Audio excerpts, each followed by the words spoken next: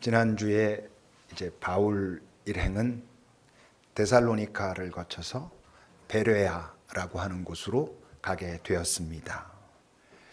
베레아에서는 참 기쁜 경험, 아주 좋은 경험을 하지요.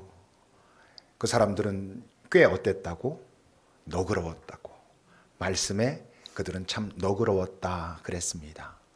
그 너그러움을 표현하는 또 다른 말로는 바울이 하나님의 말씀을 전할 때 이것이 그런 건가? 라고 받아들였다라고 이야기하지요.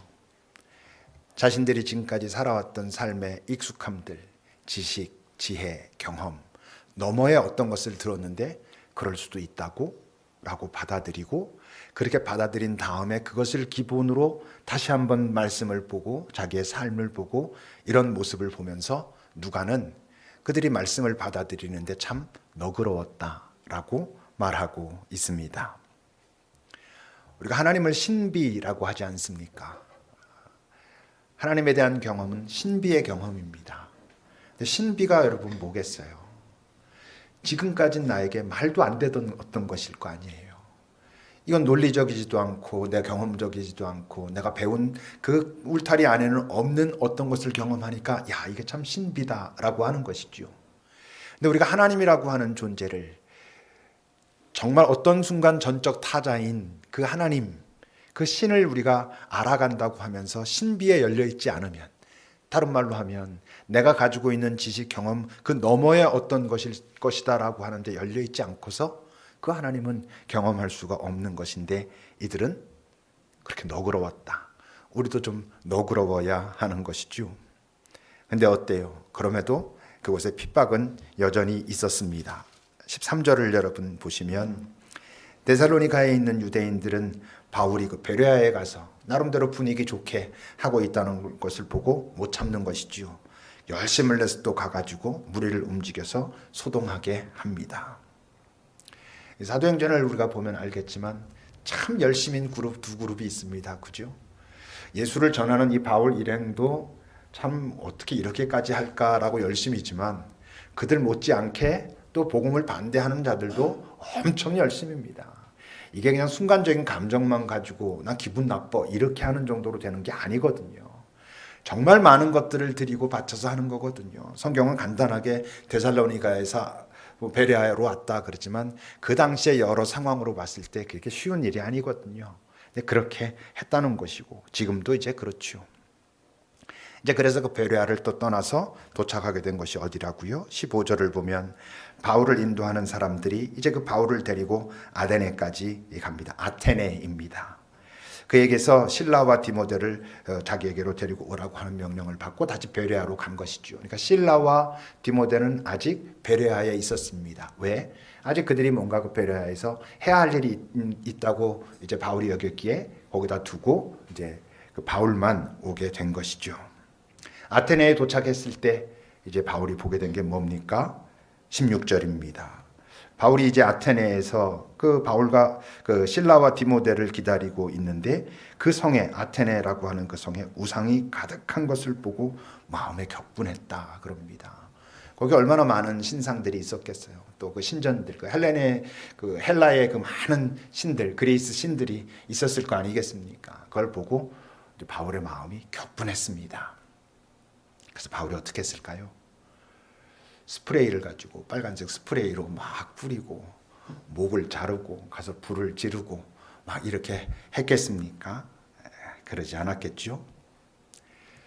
복음은 절대 그 복음이 들어간 그곳에 있는 역사, 문화, 관습 그것을 무시하지 않습니다. 거기로부터 시작하는 것이죠. 무시하지 않는다는 게 그게 옳아, 맞아라고 인정한다는 뜻에서가 아니라 거기에서부터 시작하는 것이지 그건 아무것도 아니야, 빨리 없어져야 될 것이야, 이러지 않습니다. 여러분, 성육신이라고 하는 사건 자체를 가만히 묵상해 보세요. 하나님의 구원이 하나님이 인간이 됨으로써 시작되고 있다라고 하는 사실은 인간의 이 현재의 실체, 인간의 현존, 이것을 인정하고 시작하신다는 것입니다. 너희들의 모습이 어떤 건지 알아. 거기로부터 우리가 다시 시작해보자. 이러시는 거거든요. 그러니까 복음이 들어가서 너무 거칠고 공격적이고 그들을 함부로 대하는 건 실제 복음의 정신이 결코 아닙니다. 예수님이 여러분 이 땅에 오셔서 그 복음서에서 만난 많은 사람들을 보세요. 그들을 부정하심으로 시작하셨습니까? 아닙니다. 그들의 현재의 모습과 상태를 인정하심으로 너희들이 여기까지 왜 이렇게 왔는지 내가 안다. 거기로부터 시작하셨잖아요. 복음은 그렇게 시작되는 것입니다. 이제 오늘 에피쿠로스도 나오고 스토아도 나오고 합니다. 학교 다닐 때 참 오래 배웠어야 될, 오늘 본문을 읽어보면 한 2, 3분, 3, 4분 읽는 거지만 실제로 이들과 그 예수 그리스도의 복음, 바울이 전하는 것이 실제로 에피쿠로스와 스토아도 얼마나 많은 곳에서 차이가 있는데 그들의 이런 논쟁이 잠깐 동안 이루어질 리가 없지요. 그죠? 그래서 이걸 지금 다 하고자 하면 제가 잘 다 알지도 못하고 그것을 나누기는 어렵고, 오늘 우리가 살피려는 건 이제 그들에게 바울이 전한, 여호와 하나님을 알지 못하는 자들에게 바울이 전한 하나님, 도대체 하나님을 무엇이라고 지금 이들에게 소개하고 있는가라는 것을 살펴보려고 합니다. 우리 24절을 보겠습니다. 본문 24절을 보면 이렇게 말합니다. 하나님은 어떤 분이냐 하면 우주와 그 가운데 있는 만물을 지으신 하나님이시고 천지의 주제시고 그러므로 손으로 지은 전에 계시지 않다. 이렇게 말하고 있습니다. 하나님, 야훼 하나님은 온 우주 만물의 창조주이시며 그것을 주관하시는 주제시다라고 말하고 있는 것이죠. 기독교의 출발점을, 또 다른 말로 하면 우리의 믿음의 출발점을 우리는 예수 그리스도라고 말할 수 있을지 모르지만 실제로 기독교의 출발은 바로 여호와 하나님이 창조주시다라는 것으로부터 시작되는 것입니다. 예수 그리스도 그분은 기독교의 절정이라고 말할 수 있지만 실제 기독교의 출발은 하나님이, 바로 예수 그리스도의 아버지라고 부르고 있는 그 야훼 하나님이 이 온 우주 만물을 창조하신 분이다라는 것이 그것이 출발이 되어야 하는 것이지요. 그것 때문에 그 아들 예수가 이 땅에 생명을 가지고 왔다, 영혼의 생명, 그 하나님의 생명을 가지고 왔다라고 말할 수 있는 것이지, 그럼 우리가 하나님의 창조를 제대로 받아들이지 못하면 그것은 우리가 아무리 예수에 대해서 고민하고 그래도 그것을 받아들이기는 어려운 것이지요. 창조의 동의 여부는 아무래도 어떤 것과 관계가 있냐면 우리 자신과 이 세상에 대한 성찰과 관계가 있지 않겠습니까? 나라고 하는 존재의 뿌리는 뭘까? 나는 어떻게 이 땅에 존재하는가? 이 세상, 우리가 아까 찬송에서는 참 아름답다, 이 주님의 세계가, 주님께서 이 땅에 두신 이 세상이 참 아름답구나라고 하는 찬송을 했지만 정말 이 세상을 바라보면서 이 세상은 어떻게 존재하게 된 걸까? 이 뿌리는 뭘까? 이게 어떤 주관자나 주도자가 없이 그냥 이렇게 생겨난 것일까? 이런 고민들을 우리가 해볼 수 있는 것이죠. 근데 역설적으로 아이러니하게도 이 하나님의 창조를 받아들이는데 참 회방을 하고 있는 대표적인 집단이 그 창조과학회 이런 데입니다. 창조과학이라고 말을 하려면 그것은 기본적인 어느 카테고리에 있어야 되냐 하면 과학이어야 되잖아요. 창조과학이다라고 말하면 게 과학적이어야 됩니다. 근데 창조과학회에서 말하고 있는 창조에 대한 여러 그들이 주장은 전혀 과학적이지 않습니다. 과학적인 접근을 하고 있기보다는 가설과 주장으로 끊임없이 이야기하고 있는 것입니다. 이를테면 저 미국의 그랜드 캐년은 그것이 바로 노아의 홍수의 증거라느니, 과학적으로 여러 가지 모습으로 그게 어떻게 그런 오랜 시간을 거쳐서 그런 것들이 만들어졌는가가 규명되어 있음에도 불구하고 아니라고, 그냥 그것은 노아의 홍수의 증거라고 나름대로의 가설을 가지고 주장합니다. 여호수아 때 해가 멈춰가지고 시간이 잠시 멈췄다라고 하는 이야기를 그냥 그 내용 속에 있는 것으로 받아들이면 되는데 그것을 과학적으로 어디 천문대에서 어떻게 아주 증명이 됐다라고 말하지만 실제 그 과학자들은 아무도 그것을 이야기하지 않습니다. 그러니까 창조 과학을 말하고 있는 그 과학자들은 실제로 그 분야에 전문적으로 전공하고 연구하는 과학자들은 거기 없습니다. 그냥 주장하고 가설을 이야기하고 나중에 근거를 대면 그 근거가 다시 뭐냐면 성경이 또 근거가 됩니다. 성경은 하나님의 말씀이고 오류가 없기 때문에 이 지구의 역사는 6,000년, 기껏해야 10,000년 정도밖에 되지 않는다라고 말하고 있으니까 실제로 뭔가 조금 그들이 과학이라고 말하니까 그래 과학적으로 그게 증명이 된다라고 하서 이렇게 보다 보면 에이 말도 안 되네 이렇게 되는 경우가 엄청나게 많습니다. 물론 지금 한국 교회에서도 그 창조 과학에 대한 많은 반론이 있지요. 또 하나 우리가 생각해야 될 건 하나님의 그 창조라고 할 때 창조와 진화 이것을 항상 이 대립되는 개념으로 보는 것도 이제 이것도 오류입니다. 창조와 진화는 대립되는 것이 아닙니다. 진화는 얼마든지 하나님의 창조의 방식의 일부분일 수 있는 것이죠. 그러니까 우리가 이것을 정확하게 과학적으로 증명해낼 수 있는 방법은 없습니다. 어떻게 될지 잘 모르는 것이죠.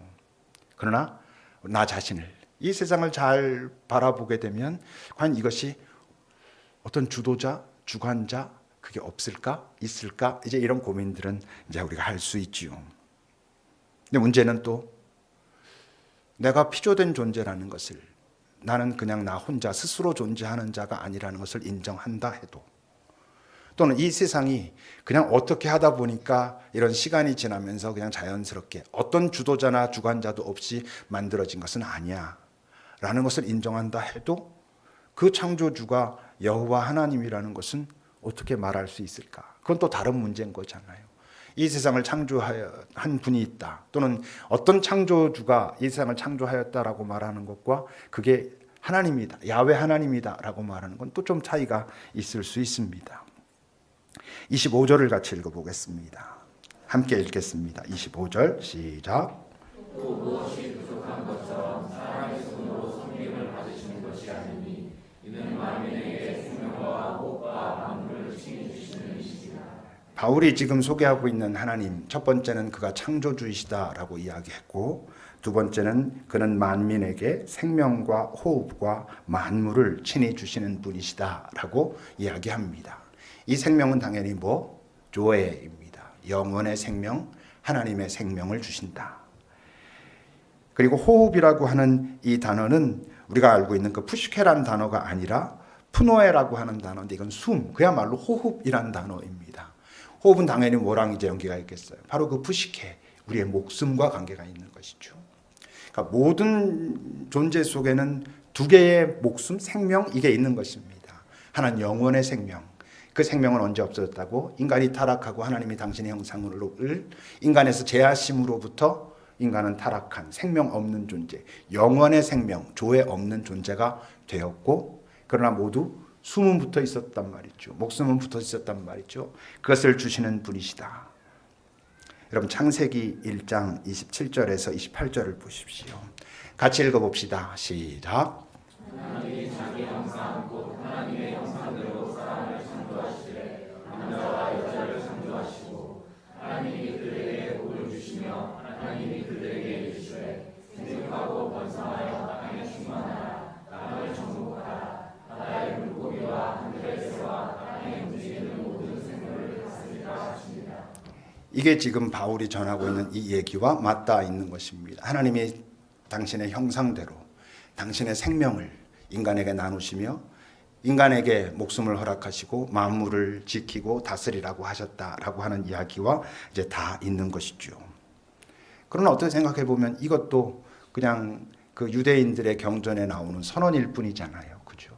그렇다면 정말 하나님이 자기 형상대로 사람을 만드시고 모든 것을 다스리라 하셨다.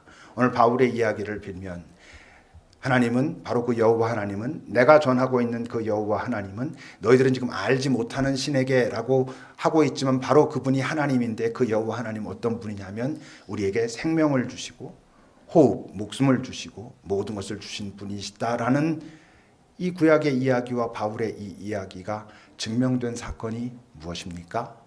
그게 바로 예수의 부활 사건입니다. 예수의 부활이 바로 이것을 증명하고 있는 것이죠. 31절을 같이 읽어보겠습니다.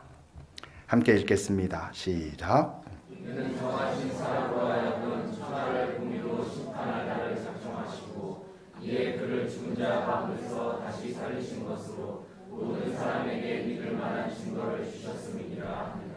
정하신 사람이란 하나님의 아들 예수입니다.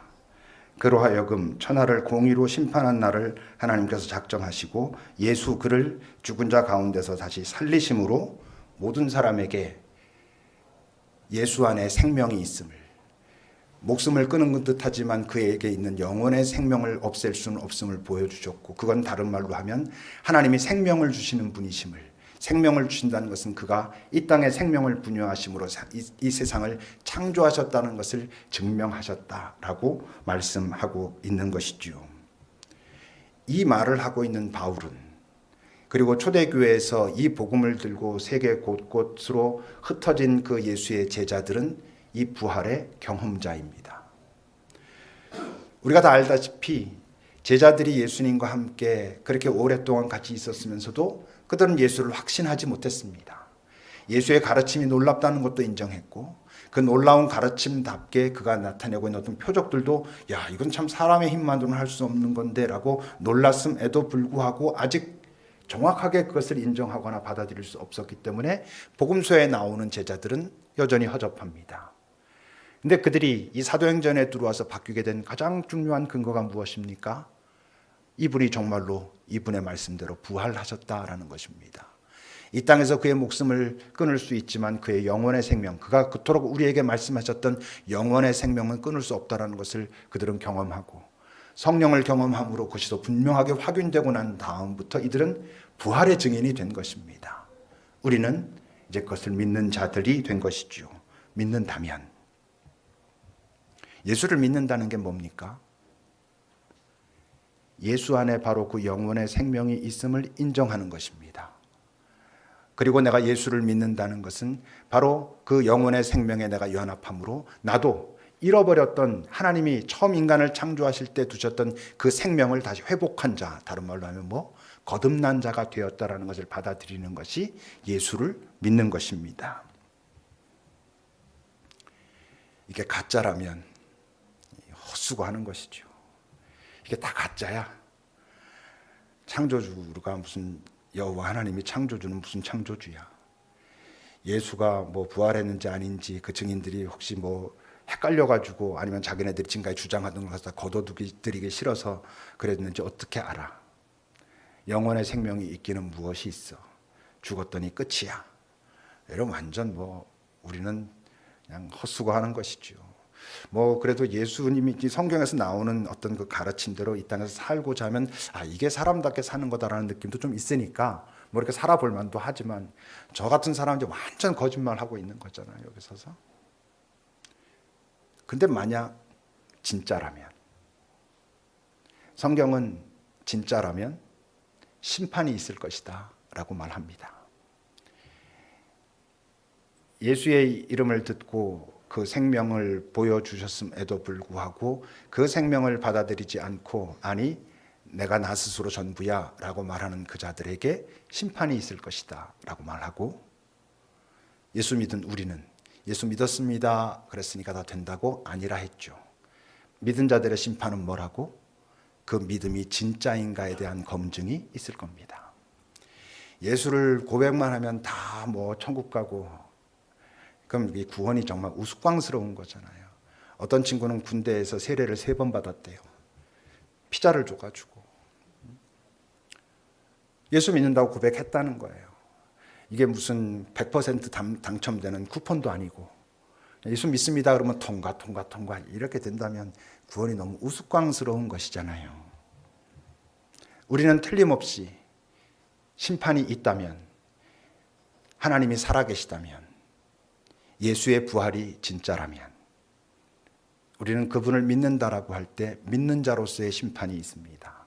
네 믿음이 진짜인가 보자 라는 거죠. 믿음의 진위를 가리는 중요한 근거를 오늘 바울은 이야기하고 있습니다. 30절을 읽어보겠습니다. 함께 읽어봅시다. 30절 시작.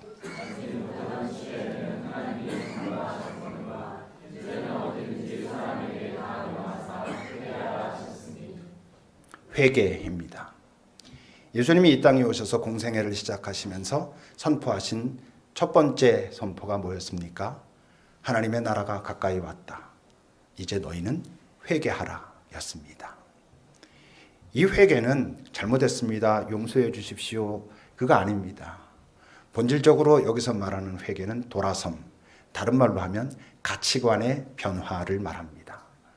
내가 예수를 믿는다는 건 지금까지 내가 가지고 있던 이 세상이 말하고 있는 그 가치관으로부터 떠나서 하나님 나라의 가치관을 받아들이겠습니다. 그 가치관을 내 삶의 기준으로, 내 그 기준대로 살 수 있을까 없을까는 일단 둘째치고 그 하나님 나라의 가치관을 저는 받아들이겠습니다가 예수를 믿는 출발점입니다.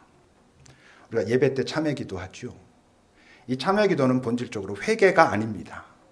참회기도는 우리가 회개한 자인데도 불구하고 회개한 자답게 살지 못한 죄송함을 하나님 앞에 고백하고, 이제 내가 좀 더 이 회개한 자답게 이 세상의 질서가 아니라 하나님의 질서대로 살겠습니다라고 결단한 자답게 하나님 나를 살게 하옵소서, 그럴 수 있도록 나를 긍휼히 여기시고 지혜와 힘을 주소서라는 게 여기서 우리가 하는 참회의 기도입니다.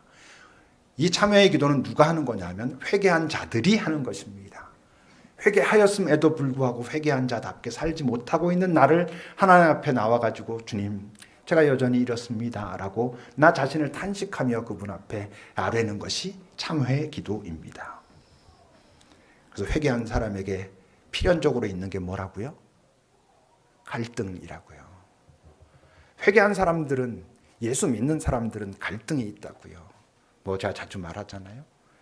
예수 믿으면 자유로워져가지고 항상 기쁨과 즐거움이 넘치고, 그건 내 영혼의 기쁨을 말하는 겁니다. 내 존재 깊은 곳에 내 본질의 문제가 해결되었다라고 하는 그 안도감이고, 이 땅을 내가 살아가면 육신을 입고 살아가는 동안에는 여전히 내가 그 헷갈리고 실수하고 함부로 살고 있는 내 삶을 바라보면서, 왜냐하면 이전의 가치관에 익숙한 나를 바라보면서 갈등하는 것입니다. 이 갈등은 본질적으로 하나님과의 갈등이 아닙니다. 하나님과의 갈등이 아니고 나의 옛사람과의 갈등입니다. 내가 예수를 믿는다고 예수를 받아들이고 내 가치관을 이제 하나님 나라의 가치관대로 살겠습니다라고 말했음에도 불구하고 나는 여전히 예수를 알지 못하던 이전 가치관, 이 세상의 가치관에 익숙한 나의 옛사람으로 자꾸 끌려가는 것을 보면서, 하나님, 나는 왜 여전히 아직도 이럴까요? 나를 긍휼히 여기소서. 내가 회개한 자로, 예수 믿는 자로, 예수 생명 가진 자로 살겠노라 하면서도 내 존재는 여전히 옛사람에게 익숙하고 있는 이 나를 주님 불쌍히 여기소서라고 하는 갈등이 있는 것입니다.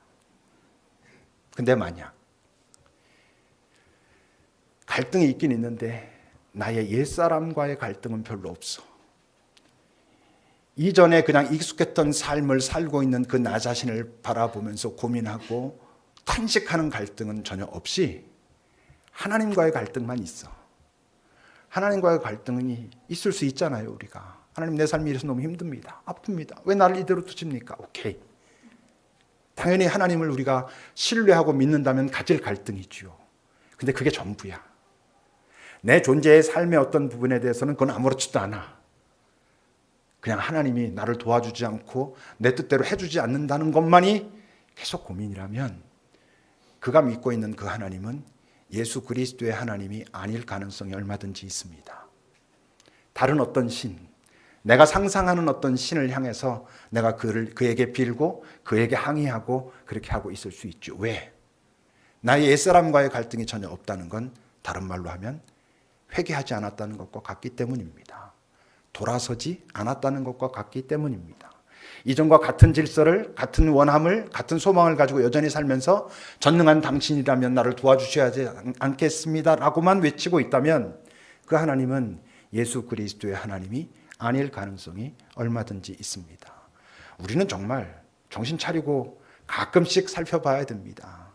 내가 지금 부르고 있는 그 하나님이 바로 예수 그리스도의 그 하나님 맞는가?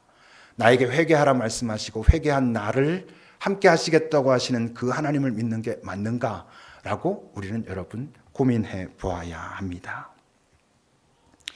믿음의 진위를 가릴 때 네가 회개했느냐가 첫 번째로 있을 것이라면 두 번째는 이런 게 있을 겁니다. 27절입니다. 함께 읽어보겠습니다. 시작.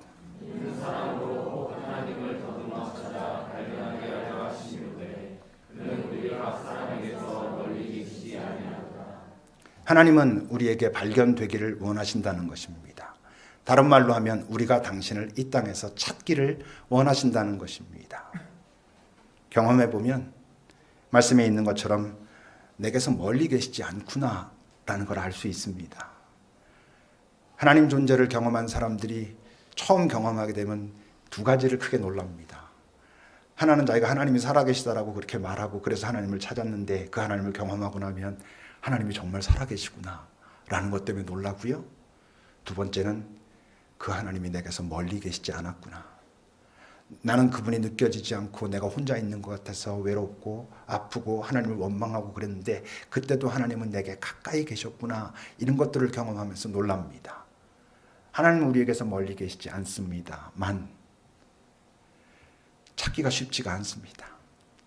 이 땅에 물질에 익숙한 우리들이 영이신 하나님을 발견하는 것이, 그분을 경험한다는 것이 쉽지 않습니다.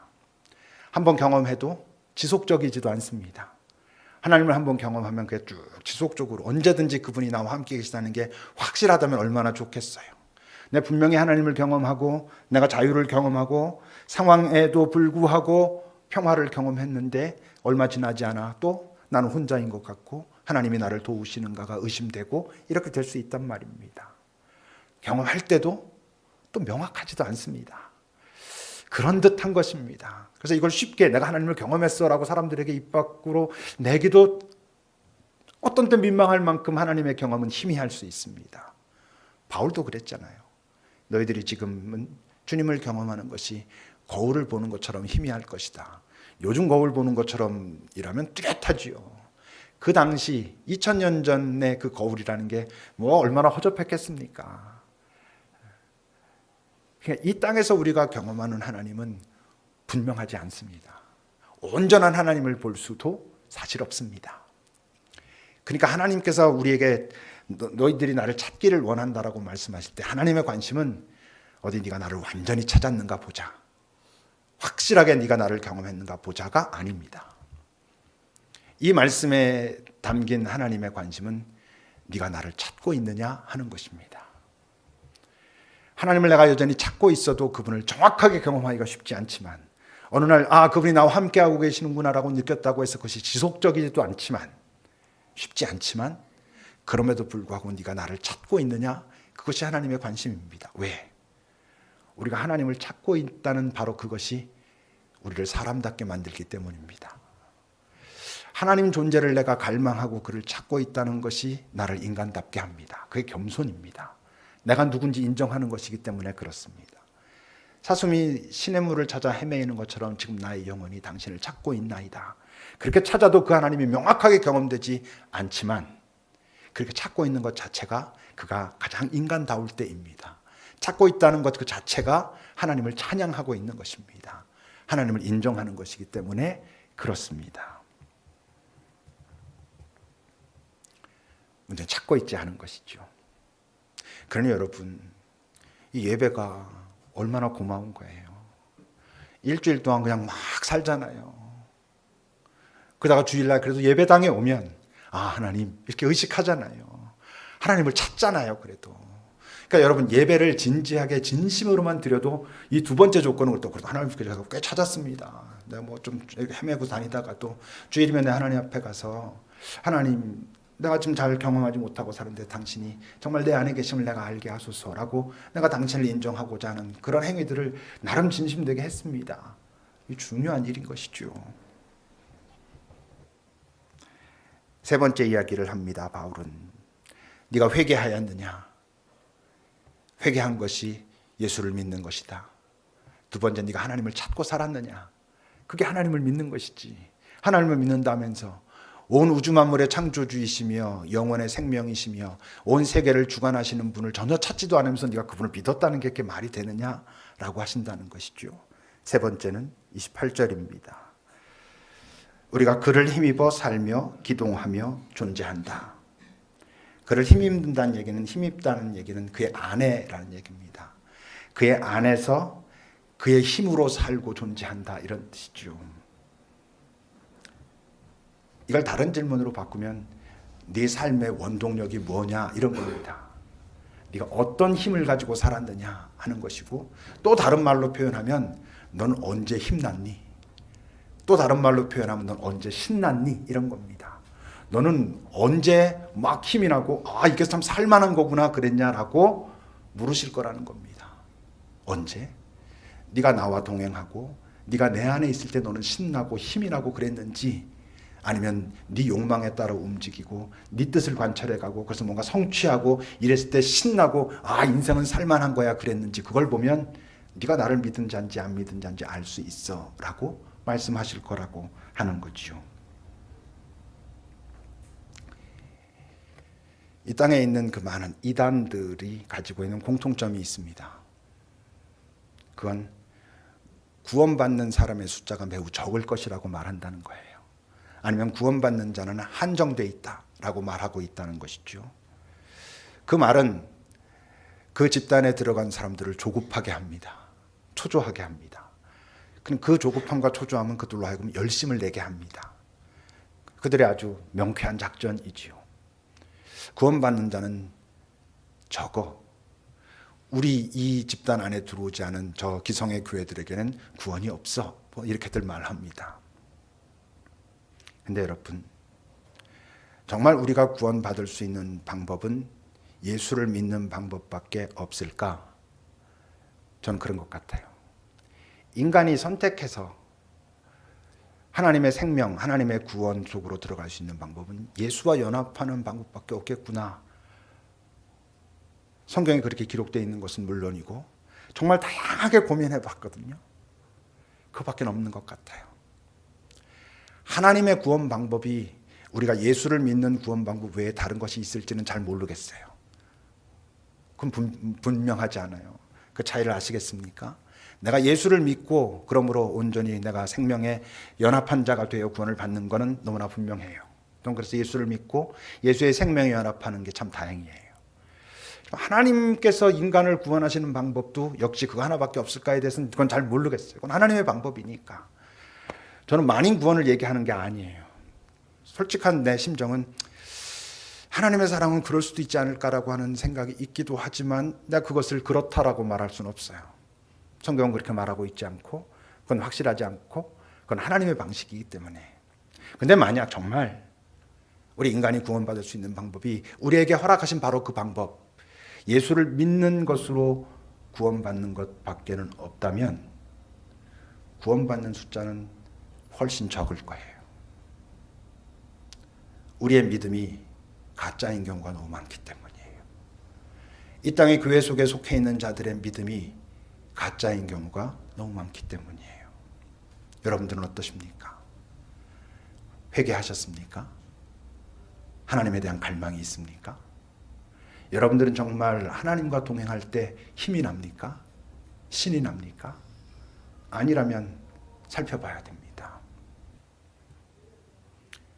하나님이 계셔서 정말 좋습니까? 어떨 때는 하나님이 안 계신 게 더 좋겠다 이럴 때 있지 않아요? 내 마음대로 살고 살다가 끝나면 다 그게 끝이라면 뭐 억울할 것도 없지. 하나님이 계셔서 불편하실 때는 없습니까? 근데 문제는 내가 좋고 싫고의 문제가 아니라는 거예요. 그분이 뭐 내가 좋다고 존재하고 내가 싫다고 안 존재하고 그러시겠습니까? 그렇다면 어떻게 돼야 되게요? 그분이 계신 게 좋아지도록 해야 돼요. 그분의 가치관으로 살려고 애쓰고 노력하면서 그분을 찾으려고 노력하고 그분이 나와 함께 동행하는 그 기쁨을 맛봄으로 하나님이 계신 게 좋은 거구나. 하나님이 계셔서 참 다행이구나. 이렇게 우리가 돼야지 그게 여러분 좋은 거잖아요. 그게 구원받은 자로 살아가는 것이잖아요. 여러분은 하나님이 계셔서 정말 좋습니까? 기도합시다.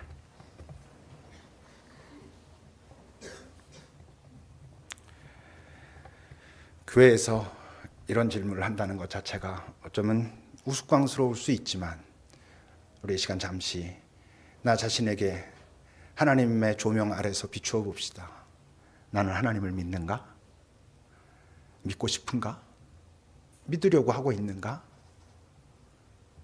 우리 잠시 하나님 앞에서 그렇게 구하면서 주님, 내가 하나님이 계셔서 참 좋다, 다행이다, 이럴 수 있는 쪽으로 가도록 나를 이끌어 주소서. 제가 따르리이다. 이런 시간을 잠시 가집시다.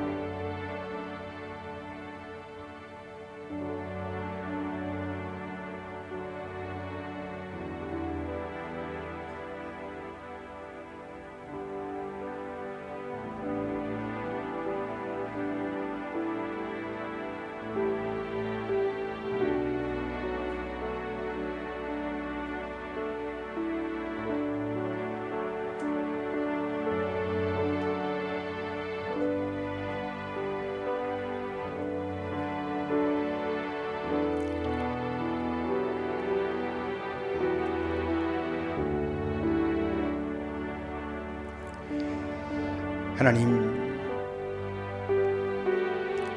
결국 하나님은 사랑이신 것을 우리가 알아야 하는데, 하나님 옆에 하나님 안에 있는 것이 좋은 것임을 우리가 알아야 하는데, 회개도 한 것 같은데 가끔씩은 하나님을 찾기도 하는 것 같은데, 하나님이랑 동행하는 기쁨이 무엇인가 맛보기도 했는데, 우린 참 여전히 그 강력한 옛사람에게 아직도 이렇게 휘둘립니다. 주님, 우리를 불쌍히 여기소서.